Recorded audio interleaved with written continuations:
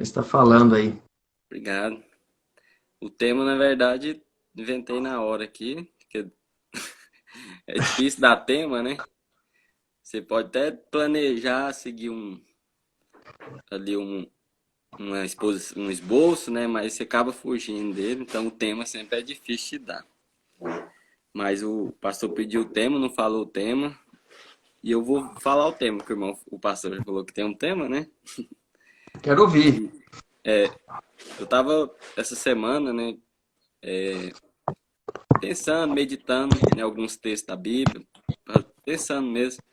Tem algumas coisas que estão acontecendo e é alguma coisa evidente, todo mundo está vendo, né, a pandemia e a repercussão que ela tem entre as pessoas, os ímpios e entre a igreja também. E essa repercussão que a pandemia tem dentro da igreja, ela é bem diferente, né? Parece que cada crente está pensando de uma forma a respeito disso. Eu vou só colocar meu celular para carregar aqui, Tá. porque deu 20% aqui. iPhone não presta não, bateria desse. É, Tava iPhone, sessenta e só se nove você quando quiser. começou. Hã? Tava 69 quando começou, agora tá 20. iPhone não presta não. Se você quiser trocar comigo, fica tranquilo, fica à vontade. Bateria deles não presta não. Aí eu até tava Pode falando pôr ali, aí. veio aqui, minha esposa veio aqui correndo e trouxe o carregador pra mim, rapaz. Até tava, Rapaz, até tava brincando com ela. Jacqueline Ana Lívia, né? Manda um abraço. Você não falou o tema. Eu quero ouvir o tema. Fui interrompido Eu aqui. achei tão chique. Não sei se tá carregando.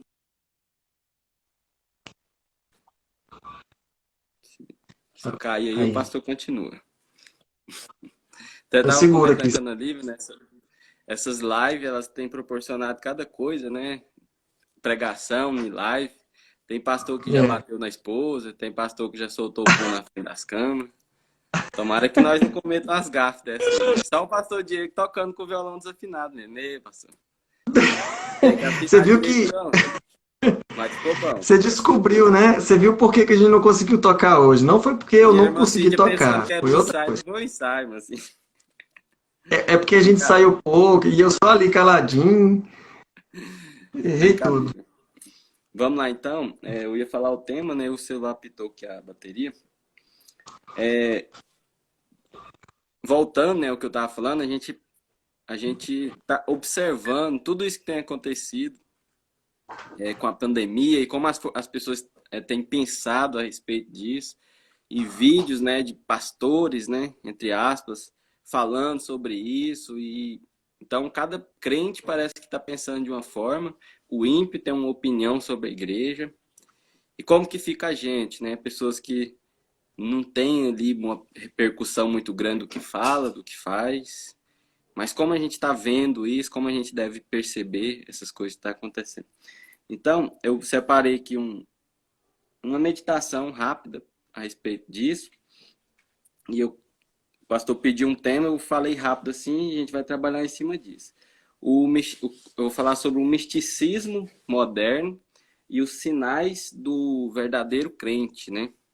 Então, existe um conflito, então, vou colocar só dois pensamentos, que é um pensamento do misticismo moderno, que é o misticismo novo, né?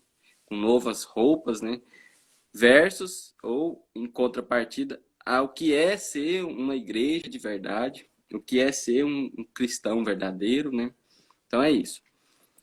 Primeiro, quero colocar uma base sobre isso que a gente está falando. Às vezes eu falo misticismo moderno, mas os irmãos às vezes não têm uma ideia sólida do que é o misticismo, né? O misticismo é algo antigo, muito antigo, desde quando o homem foi feito pra, desde quando o homem foi criado por Deus e ele passou ali a se reunir e até mesmo fazer outro Deus diante deles e várias outras coisas, né, que colocavam no coração desses homens alguma esperança ou algum propósito para a vida deles. Então eles inventavam tipo rituais, amuletos. Isso é o misticismo, né? O misticismo atual, não falando dentro das igrejas evangélicas, mas o misticismo atual a gente está muito relacionado com, por exemplo, pessoas que acreditam em horóscopo, feitiçaria, né? E existem várias outras coisas que a gente pode classificar como misticismo, nós, cristãos, né? E evangélicos. Mas também existe um misticismo dentro da classe evangélica. Vou aqui, mais uma vez, definir, então, o que é misticismo, para esclarecer. Então, seria, basicamente, artifícios que o homem usa como rituais, amuletos, palavras mágicas para obter alguma coisa, algum benefício para eles.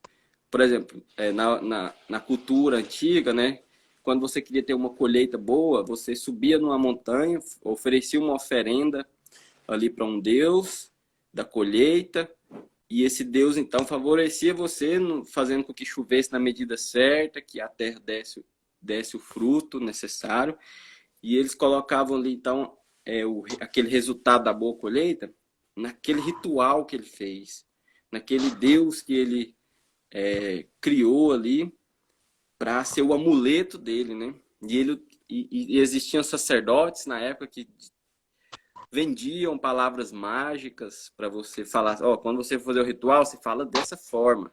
Porque quando você falar assim, o Deus lá da montanha vai favorecer você na colheita. Então, era assim que ocorria o misticismo. E tem várias outras formas, né? Tinham os deuses que favoreciam nas guerras, os guerreiros, né? O Deus que favorecia no amor. Então, você falava ali as palavras mágicas, fazia o ritual, e o Deus do amor trazia a pessoa amada para você. Então, tá vendo? Tanto que é parecido com o que acontece hoje. Se a gente for levar ali para feitiçaria, né? Existe macumbas, né? O povo brinca assim, né?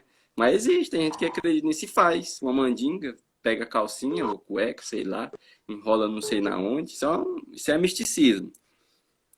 Crentes, né? Que vão para a igreja, fervorosos, falam em língua e o coração deles tá ali pedindo para Deus aquela pessoa amada que ela quer muito para alegrar a vida dela, tá vendo?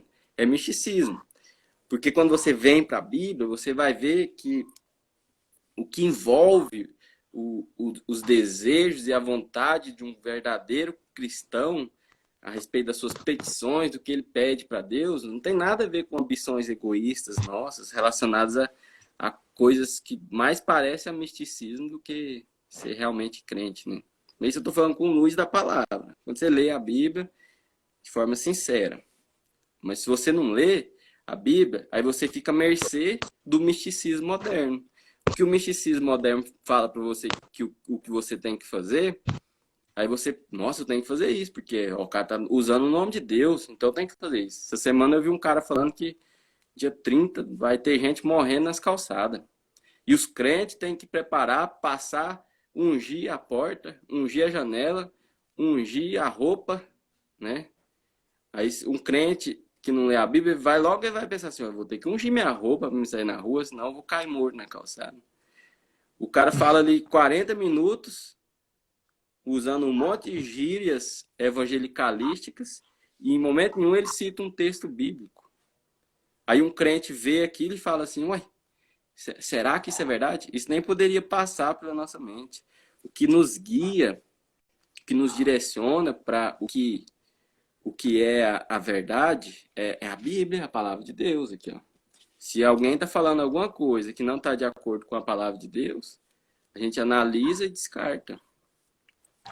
Aqui eu dei um exemplo aqui, mas a gente pode, depois o pastor, se quiser aprofundar mais sobre esse assunto, pode ficar à vontade. Então, o misticismo moderno... Desculpa, te interromper. A irmã comentou, deu um exemplo dos ciganos, né? Sobre essa questão de horóscopo, de consultar sorte, lemão, essas coisas. Isso, a Rebeca falou que tem até na igreja. Tem. Lebanaia para dar credibilidade. Solta um Lebanaia para dar credibilidade.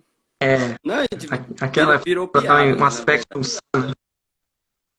isso é triste, porque essas coisas na igreja virou piada. Hoje mesmo a Ana Lívia que mostrou um vídeo pra mim, a maioria das coisas que eu vejo é a Ana Lívia que me mostra nas redes sociais, ela é conectada.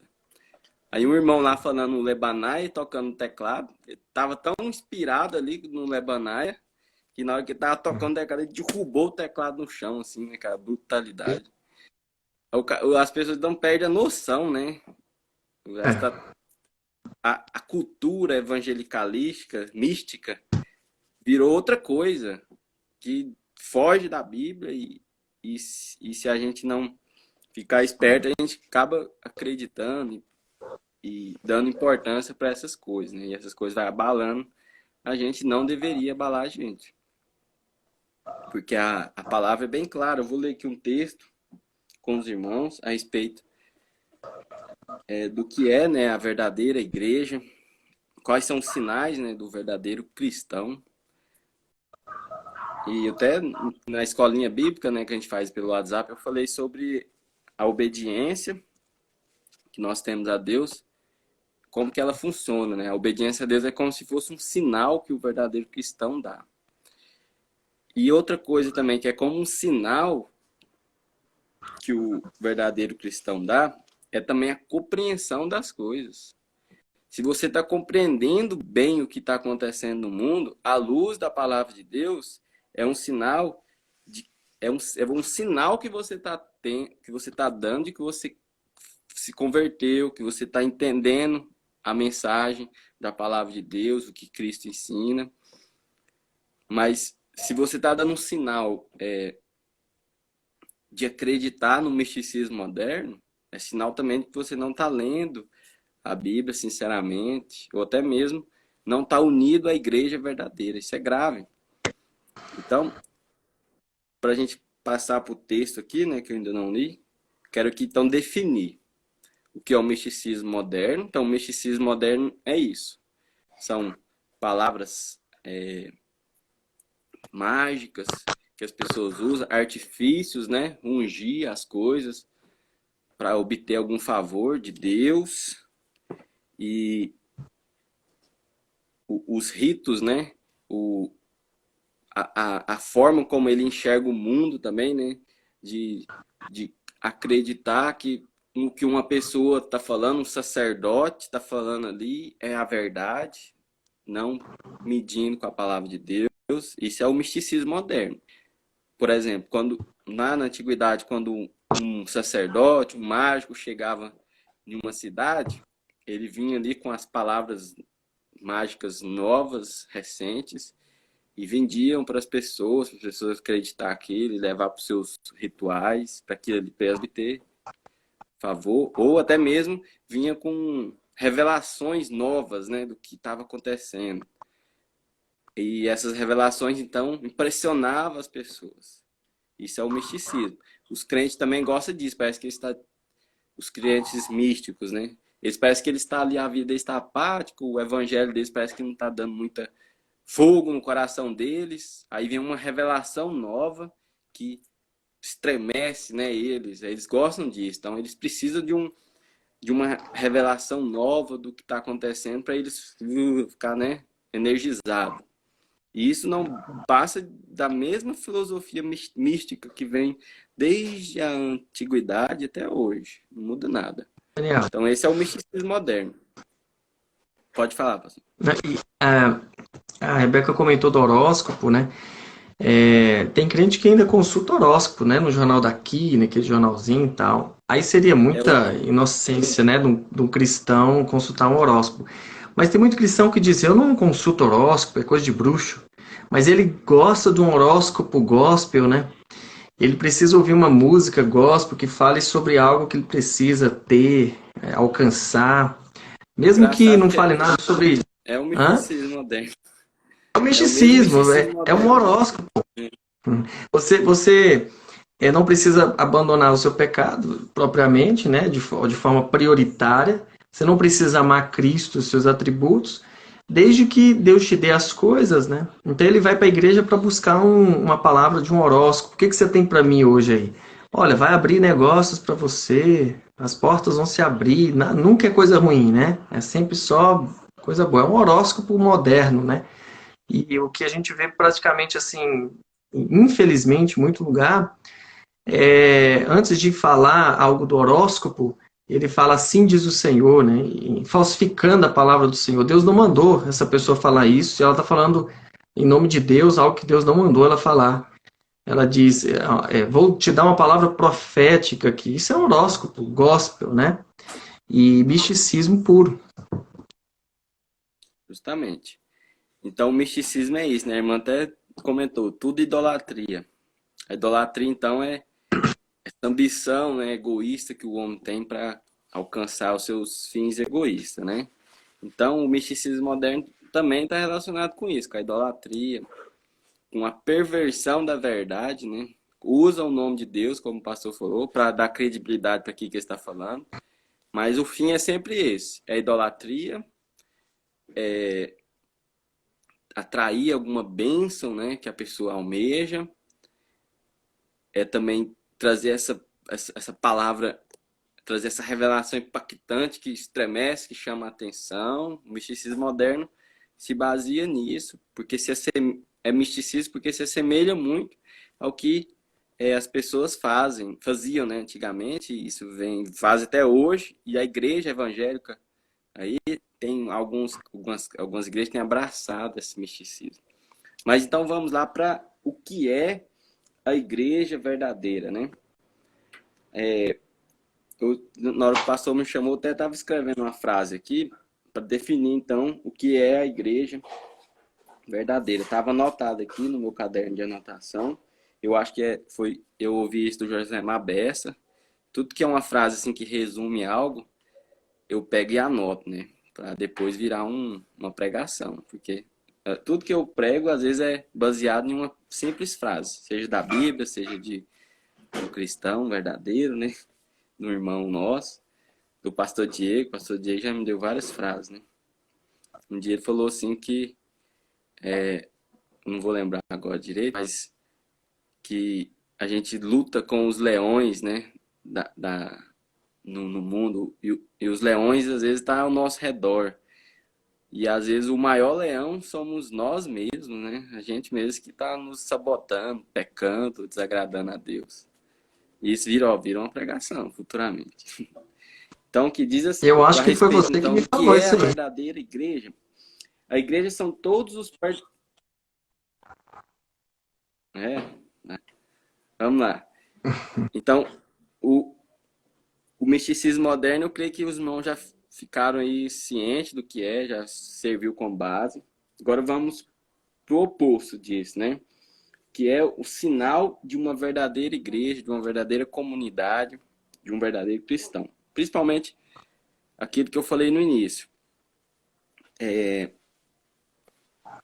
Várias pessoas, crentes, não crentes, estão comentando sobre a pandemia, tendo suas conclusões, e são conclusões distintas, diferentes umas das outras. Mas o que é, então, como a igreja deve se ver, biblicamente falando, né?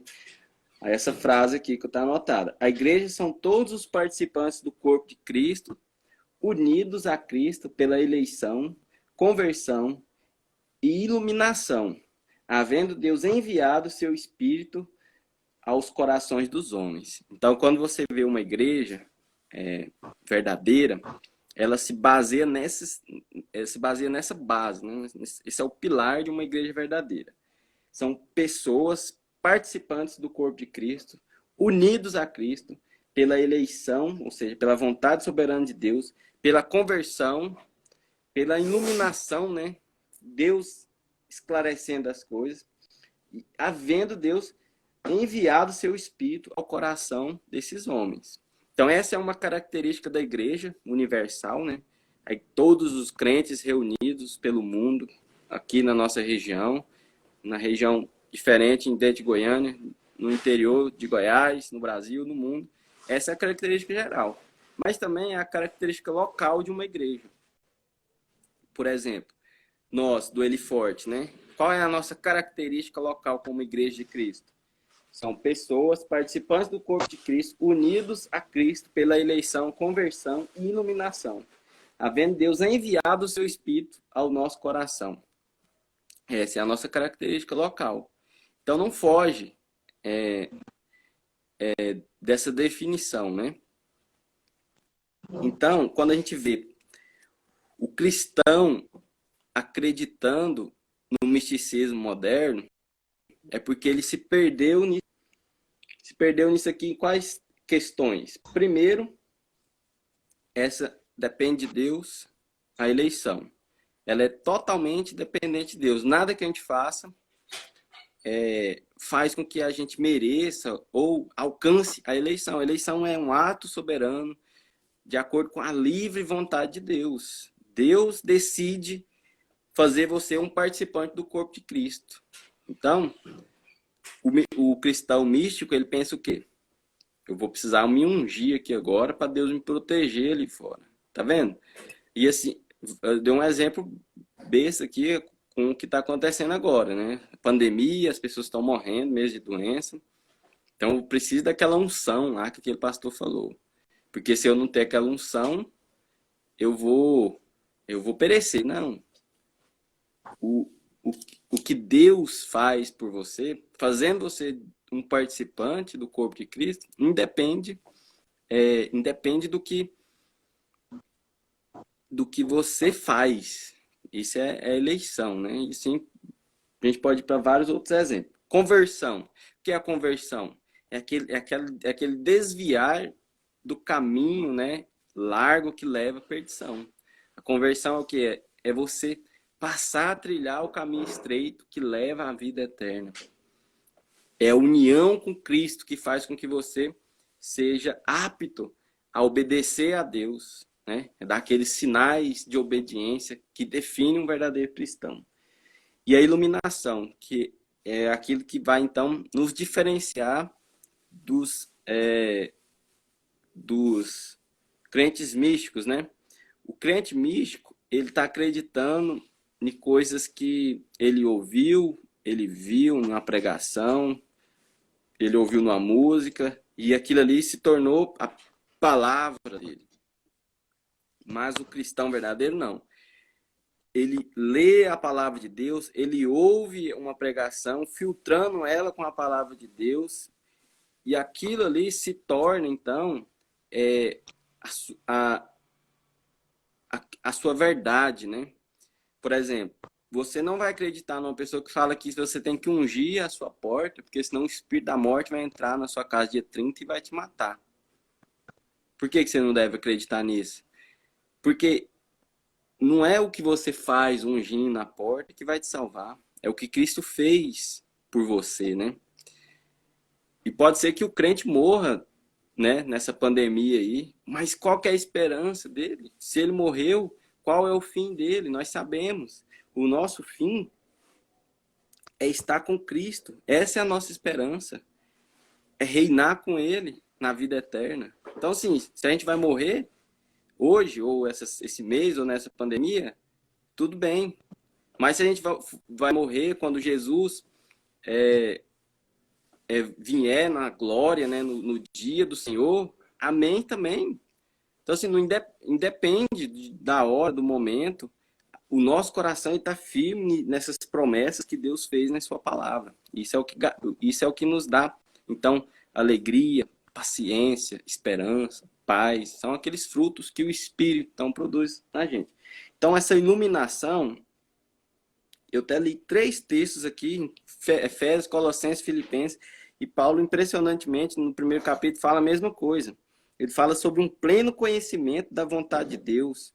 Ele fala sobre a gente viver de forma digna, que frutifica, crescendo em todo o conhecimento de Deus.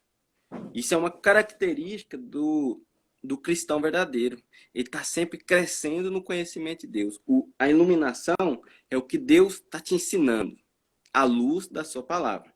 Então vejam que você acreditar em coisas que pessoas falam, que está fora da palavra de Deus, rituais, novas revelações, isso é tudo misticismo, porque não está na palavra de Deus. Mas o que as pessoas falam, o que você lê na Bíblia, ou que o pastor Diego, o pastor que você admira, prega, estando na Bíblia, então você acredita. Porque isso é Deus iluminando o seu coração, é Deus fazendo você compreender, conhecer Ele, crescer nele em conhecimento. Então, vejam que quando a gente então fala de pensamentos diferentes acontecendo dentro do meio evangélico, é justamente por causa disso. O crente místico, ele não está lendo a palavra de Deus, ele está acreditando nessas coisas, essas coisas estão tirando a paz dele, estão abalando ele, estão tirando a esperança dele. Já o crente não místico, né, o crente verdadeiro, a base dele, então, são essas coisas. Eles creem nisso, que eles são participantes do corpo de Cristo, eles estão unidos a Cristo pela eleição, pela conversão, e eles estão sendo iluminados a compreender e crescer no conhecimento de Deus. E outra coisa, que é a mais importante, né? Tendo o Espírito Santo na sua vida, no seu coração, sendo fundamental para tudo isso acontecer. Desde a eleição, a conversão e a iluminação. Então, vamos ler aqui um texto em Colossenses, capítulo 1, verso 9, e a gente já finaliza isso aqui. Lembrando disso, né? Que a nossa leitura que a gente deve fazer do momento, da pandemia, não deve se enveredar por lados do misticismo aí. Mas a gente tem que ler a palavra de Deus, confiando nas promessas de Deus, sabendo que isso é o que faz, isso é o que realmente importa. A gente está sendo ensinados por Deus, né? Iluminados, crescendo no conhecimento de Deus. Colossenses capítulo 1, a partir do verso 9.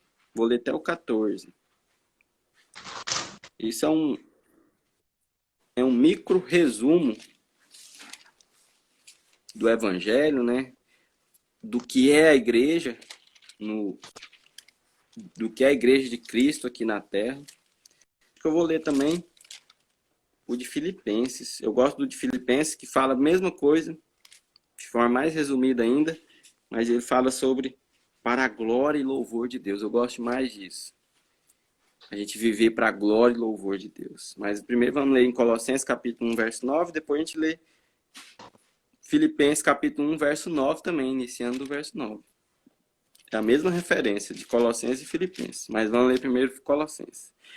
Por essa razão, desde o dia em que ouvimos, não deixamos de orar por vocês e pedir que sejam cheios do pleno conhecimento da vontade de Deus. Olha o que Paulo está aqui, então, falando para essa igreja.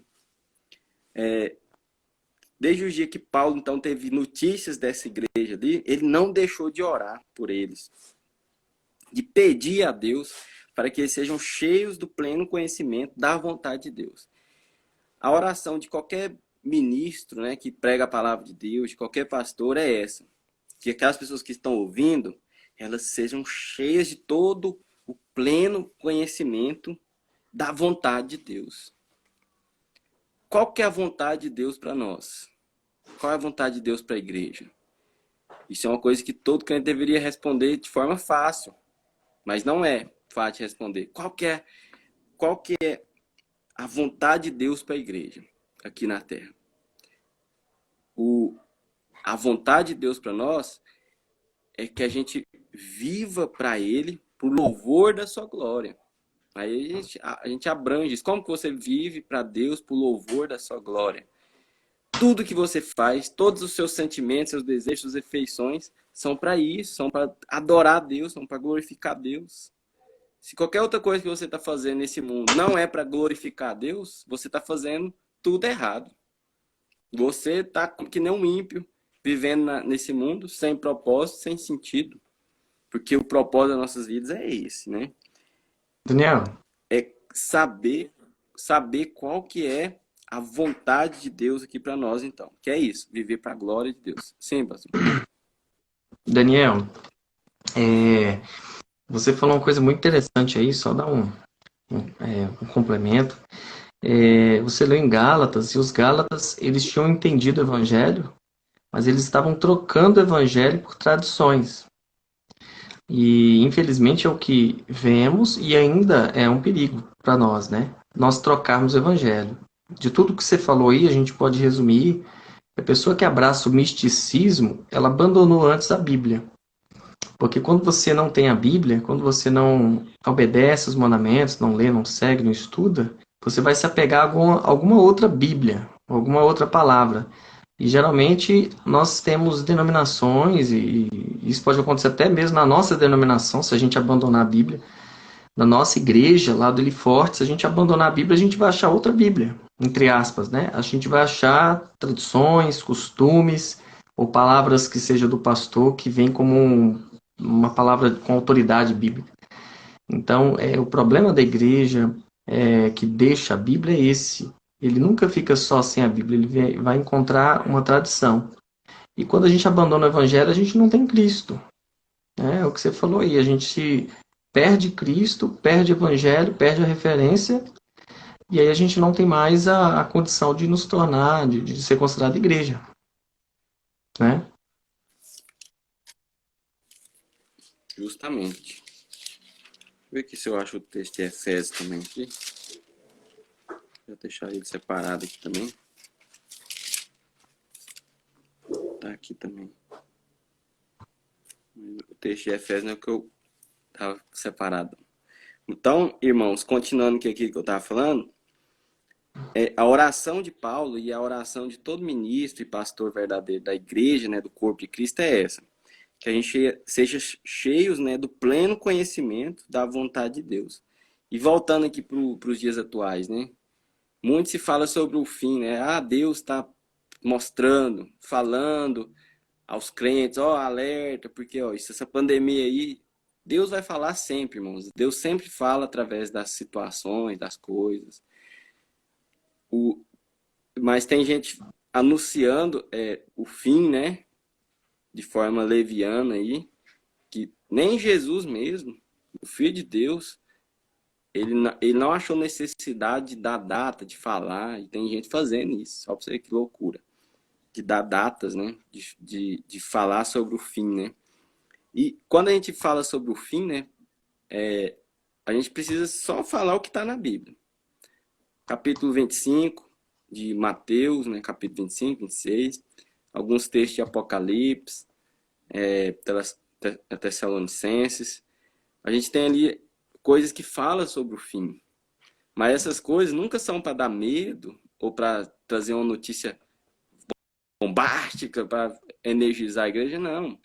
O fim, na Bíblia, ela está falando sobre Deus separando ali o bode da ovelha. Para quê? Para que a ovelha seja considerada uma bendita de Deus, uma bendita do Pai, separada